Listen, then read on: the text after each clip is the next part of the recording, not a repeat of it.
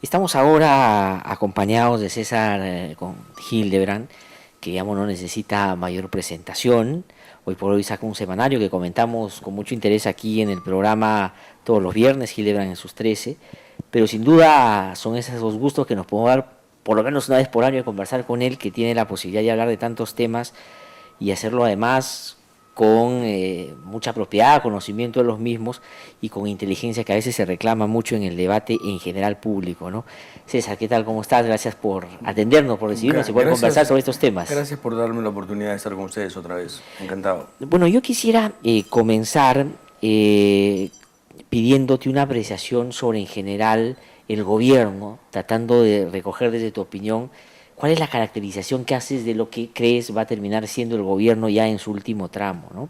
Es decir, qué tipo de relación, por ejemplo, el gobierno quiere establecer con determinados sectores, por ejemplo, con los empresarios, con la calle, los jóvenes que hoy están movilizados, con los medios, con los políticos de oposición. Y por cierto, claro, si da la posibilidad de hacer un análisis así, también él frente al país y a la historia en general sobre lo que ofreció y lo que ha hecho o no ha hecho, ¿no? Entonces, ¿cómo ves tú al gobierno ahora, digamos, en este contexto además? Tú ya me pides una necropsia. Médico forense. Debo convertirme en médico forense. Mira, un gobierno que traiciona su propio programa, su propio predicamento ideológico, su propio mensaje, es un gobierno en serios problemas. Ahora, el problema de Humala es que al traicionar la gran transformación e inclusive al desdecirse de la hoja de ruta, se entregó a los empresarios. Y su gran drama es que los empresarios nunca lo considerarán suyo, sino una suerte de intruso rentado provisoriamente y precariamente al que hay que vigilar y al que hay que darle periodicazos casi cotidianos para mantenerlo en la órbita del gran sistema de la CONFIEP. Entonces, claro, estamos hablando de un señor que padece de orfandad.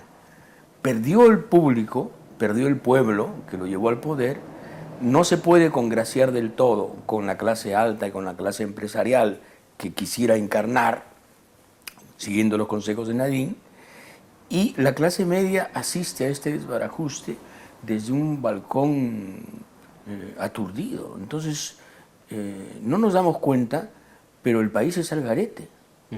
No nos damos cuenta porque estamos todos los días sumergidos en el asunto y creemos que la agenda que nos dan es una agenda. No es una agenda, es un parte policial.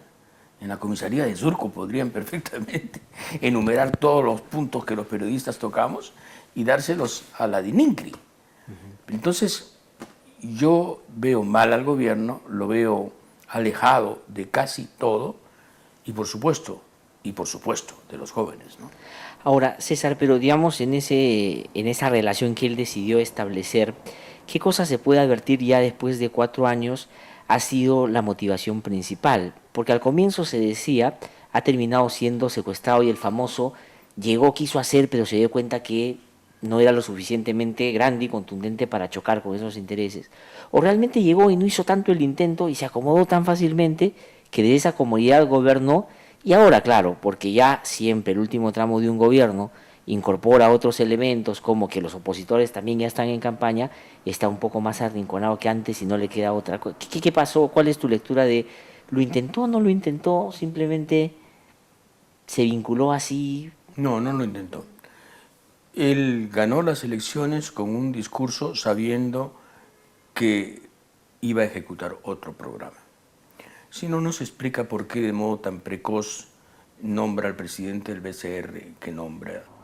No, él lo hace conscientemente, creyendo además que así se gradúa de estadista, creyendo que así, deponiendo sus propios principios, negándose a sí mismo, está haciendo un sacrificio por el país, porque parte de la premisa, vendida fácilmente por su esposa y por la CONFIEP, de que no es viable cambiar el estado de cosas.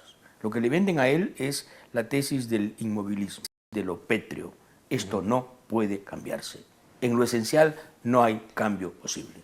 Y él se la compra. Ya, pero ¿qué le asusta del que si se produjeran los cambios, o sea, ¿qué consecuencia de un cambio es lo que más le preocupa a él si es que lo hubiera intentado hacer? Es decir, La presión internacional, la presión doméstica, que era tan importante, el recuerdo de lo que le sucedió a García en su primer periodo, mal recuerdo, porque en realidad García pues, no hizo un gobierno de izquierda, hizo un gobierno simplemente anárquico ladrón, y todo eso lo lleva a la reflexión de si yo me enfrento a esta derecha, me sacan, colapso, voy a tener que regresar a los indies. ahora, y digamos, hacia el final de su gobierno, siguiendo ese razonamiento, podría estar Ollanta Humala y su gobierno pensando, y si ahora me desvinculo y no me pego lo suficiente o no hago lo que me dicen, ellos me descuelgan, me caigo y el gobierno puede tener problemas mayores. Es decir,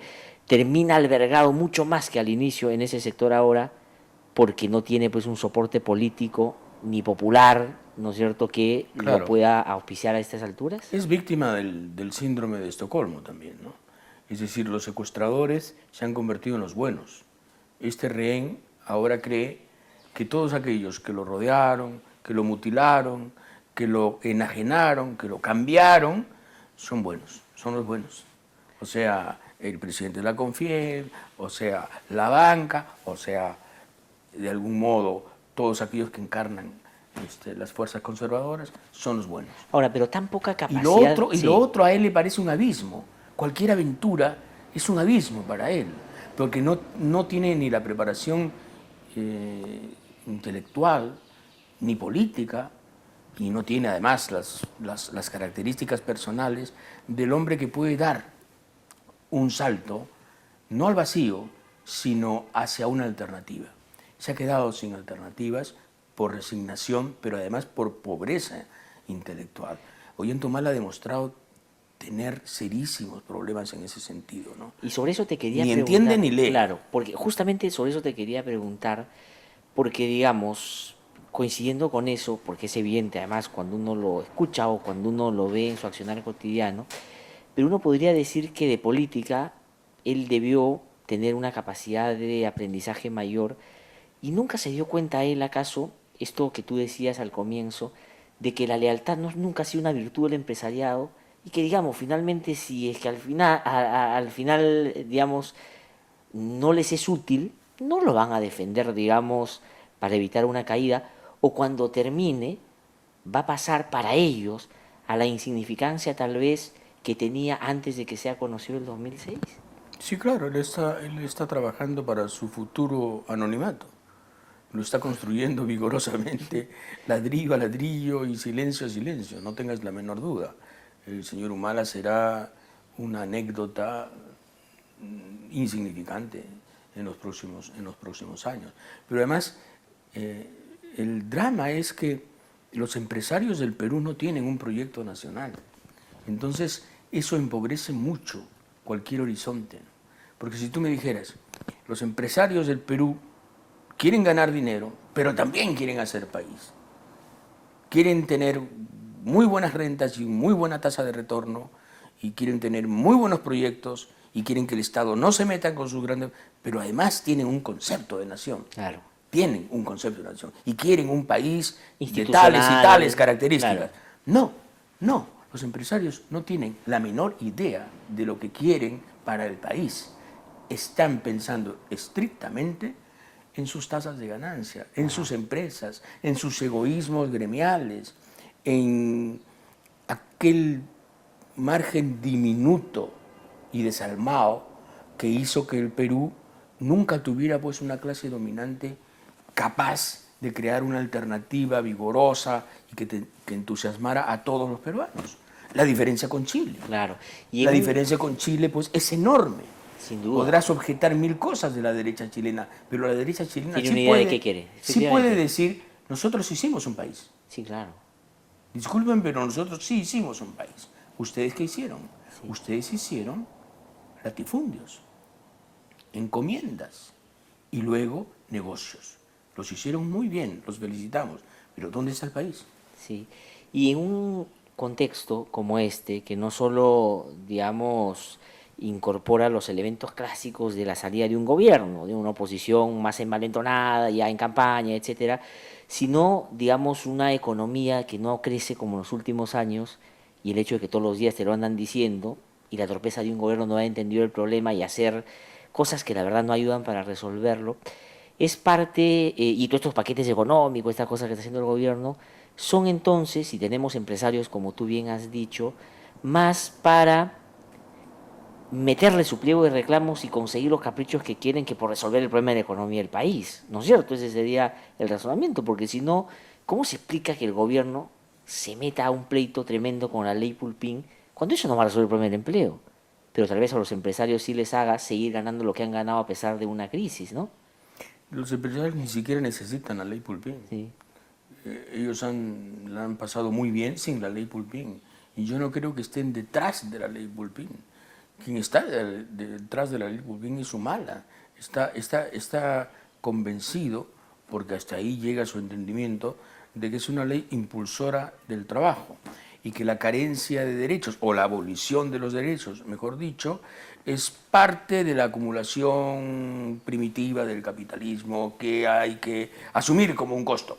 Muy bien, si eres joven, renuncia a ciertos privilegios, no derechos, ¿no? Sí. Y estoy convencido de que es mucho más Humala que los empresarios. Los empresarios han vivido hasta ahora muy bien sin la ley Pulpín. No la necesitan. Claro, pero digamos, ¿para qué? Porque, digamos, o es parte de lo que tú decías, su poca capacidad de aprender y de contextualizar bien el escenario donde se Su mueve. ninguna capacidad, Su ¿no? ninguna Su capacidad. ninguna. Yo no. Porque claro, termina ahí peleado y moviendo la calle, Sí, con una oposición que también está, digamos, tratando de arrinconarlo más de lo que ya él, a veces por esfuerzo propio, como tú has dicho, ha hecho. Tienes unos impresionados también envalentonados, metiendo todo lo que pueden y ganando todo lo que puedan con Humala. Medios de comunicación ya alineándose de cara al 2016. Entonces la pregunta es, ¿por qué todo al mismo tiempo, sabiendo que no tiene capacidad para enfrentar ni siquiera una de esas cosas solas si se dieran por separado? a estas alturas el gobierno ya derrapa, ya resbala en las curvas y no tiene mayor norte, ¿no? Ha perdido por completo cualquier posibilidad de sostener metas, aunque sea de corto plazo. El problema para Humala es durar hasta el 2016. Y yo creo que en su entendimiento breve, corto, la ley Pulpín podría haber hasta producido entusiasmo en los jóvenes, porque era una alternativa para entrar al mercado de trabajo. Y no entendió nada, ¿no? No Nada. entendió nada, absolutamente nada, porque además la presentó mal, la explicó mal y la sustentó peor. Es decir, un gobierno que no se atreve a subir el salario mínimo vital, que es uno de los peores salarios mínimos vitales de América Latina, encima da una ley en donde, digamos, consolida la supresión de derechos laborales como si fuera una virtud. Y es un gobierno, como tú insinuabas, suicida, políticamente hablando, ¿no? Ahora, ¿puede ser que Humala no haya entendido el escenario? Puede ser. Puede ser que algunos empresarios lo hayan convencido, también puede ser. Son especulaciones. El asunto es que le salió cuadras. La ley no funciona, la ley no es aceptable y la ley la van a tener que derogar. Esta obstinación de Humala, esta persistencia en el error, es militar. Tiene que ver con su lado cuartelario, digamos, ¿no? A mí no me van a derogar una ley. O sea, retroceder nunca, rendirse jamás, ¿no es cierto? O sea, decir, yo... Protestando, si la protesta de la calle no me puede hacer a mí retroceder en ese aspecto. Pero se vuelve a equivocar, ¿no? Se vuelve a equivocar. Y la gente está molesta, no solo por la ley Pulpín, No, sin duda. evidentemente, la ley Pulpín ha sido el detonante. Sí, sí, sí, La sí. gente está molesta por mil cosas. Ahora, pero ¿qué en el ámbito ya más de su desempeño? Todo eso tiene que ver con eso, pero específicamente te quiero preguntar, porque es evidente que el déficit que ha expresado Humala y su gobierno en el manejo político de las crisis, que a veces ellos mismos van generando, como en este caso, es pues para llorar, ¿no es cierto? Pero la pregunta que quiero hacerte en relación a ese desempeño político es, tan mal le ha ido mal en eso que el Fujimorismo y el APRA, por poner solo dos de los actores activos además en este tema de la ley y otros, pues se dan el lujo de quitar su firma de lo que con el gobierno firmaron y de achacarle a este gobierno el deterioro en el ámbito de los derechos laborales cuando el APRA y el Fujimorismo, sobre todo el segundo, más que el primero probablemente, pues fueron los que los destrozaron de tal manera que hasta ahora todavía vivimos los rezagos. Es decir, si ya ellos te cuestionan esas cosas, pues has fracasado políticamente, ¿no? Bueno, lo que acabas de pintar es el cuadro patético del Perú. Un gobierno malo y una oposición indeseable.